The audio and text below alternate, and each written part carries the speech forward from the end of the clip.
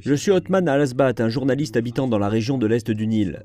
Depuis 5 jours d'affilée, l'escalade des événements s'est poursuivie. Les affrontements entre l'armée et les forces de soutien rapide à Khartoum ont entraîné nombre d'incidents négatifs dans la ville. Il y a eu de nouveau des crises sur l'énergie et l'eau dans les habitations, en plus de la panne électrique qui sévit depuis samedi et qui a duré 2 ou 3 jours consécutifs. De plus, on compte des voisinages dont les habitants n'ont plus accès à l'eau chaude, ce qui a affecté ceux qui jeûnent.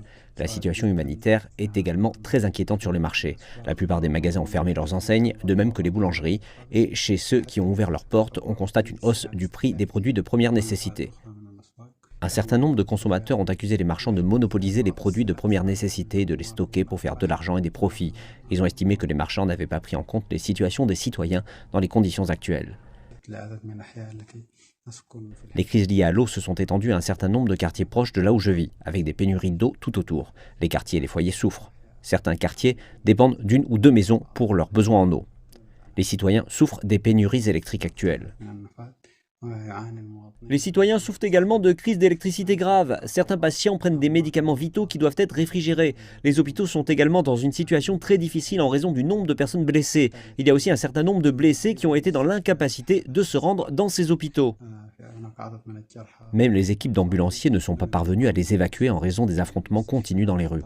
Aussi, plusieurs maisons ont été bombardées, un certain nombre d'enfants et de femmes ont été blessés. Hier, un obus est tombé sur une maison près de chez nous, entraînant la mort de 3 jeunes enfants, dont 2 frères. Il est très malheureux de voir que des maisons sont détruites en raison de ces violences incessantes. Beaucoup de personnes ont été blessées et en parallèle, les crises économiques s'aggravent en raison des conditions de vie difficiles. La plupart des gens dépendent d'emplois journaliers. Leur activité a été totalement arrêtée suite à la fermeture des marchés et ils ont besoin d'argent pour eux et leurs familles.